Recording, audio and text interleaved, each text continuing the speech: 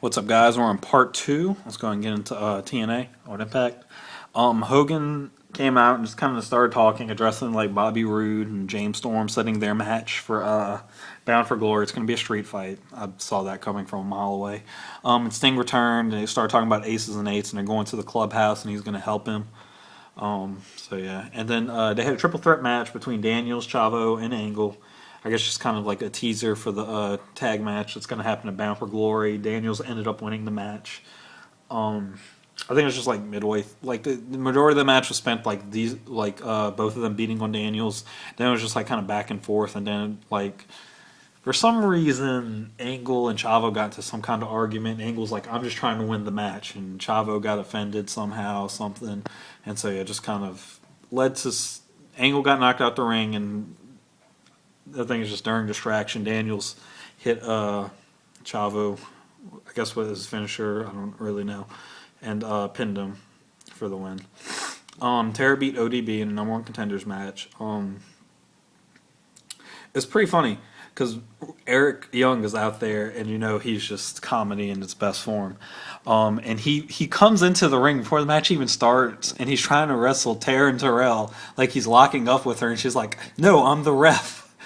And like during the match, he's sticking his hand out to get tagged in by ODB, and then like when Tara's trying to get up, Eric's got his hands in the air, like he's like, "I'm not touching her, I'm not touching her."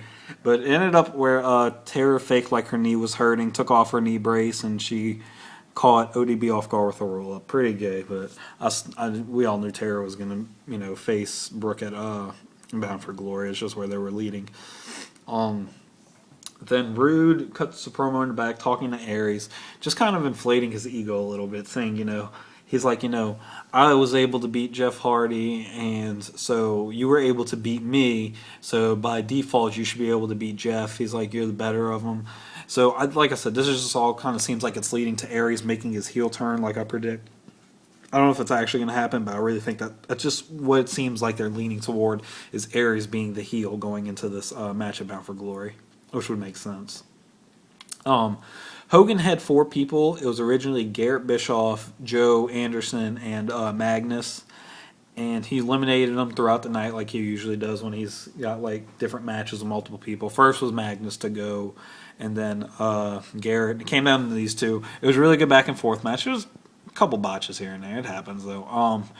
But yeah, Joe ended up getting Anderson in the sleeper, and Anderson kept trying to reach for the ropes. Joe kept rolling over. Anderson never tapped out. He ended up passing out. And Joe won to win his first television title. But they did not give him the television title. It looked as though they gave him the old World Heavyweight Championship belt, the one Jeff held back in 2010, before he unveiled the purple belt.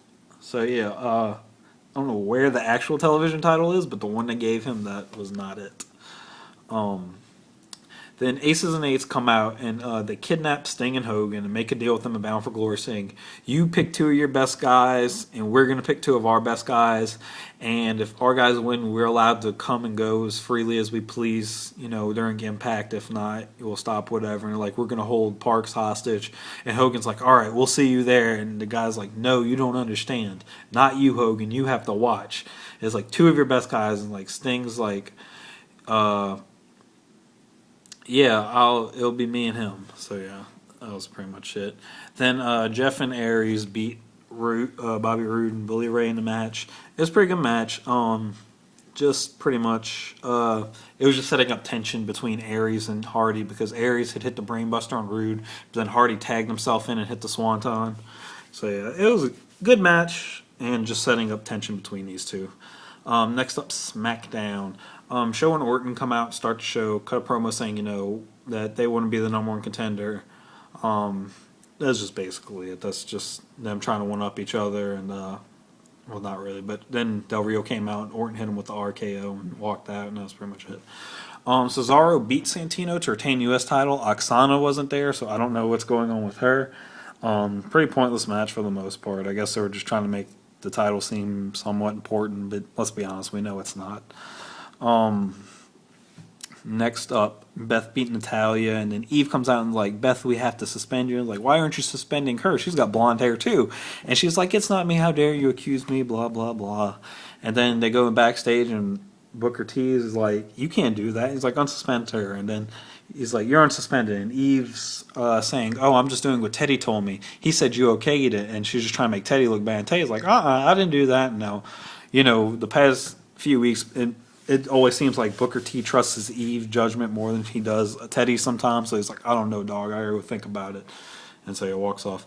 For anybody who doesn't know, Kelly has been released from her Divas contract. This has been a bad week, pretty much for WWE Divas.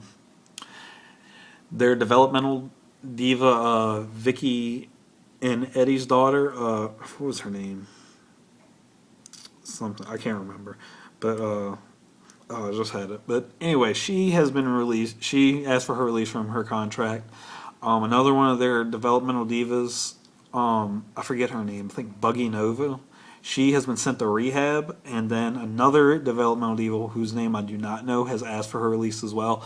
So they're really losing their divas, and it's their own fault because the division is dying. And so yeah, that's just bad Divas week for them. Miz TV, which was awesome to watch, featuring Sheamus, and Sheamus just kind of did what Miz did to Booker T, kept taking the mic, but Miz had another mic, and just kind of, I guess they're just kind of saying, like, Miz was just kind of picking at him. He's like, because, no matter who your opponent is for Hell in a Cell, you're going to lose. You're either going to get RKO'd or knocked out with the WMD. Then Dolph Ziggler comes out and says, it doesn't matter what happens. I'm going to cash this in at the end of the night. So, yeah. Then the Rhodes Scholars beat the Usos in a tag team tournament match. Booker T set a tag team tournament with all the tag teams. And then the newest formation of Ryder and Santino are in it as well. But this was the first of the matches. And the finals are going to be at Hell in a Cell versus Team Hell No. Ryback beat Tensai. Not much purpose to this match, just to make Ryback look good. Same old, same old. And then Big Show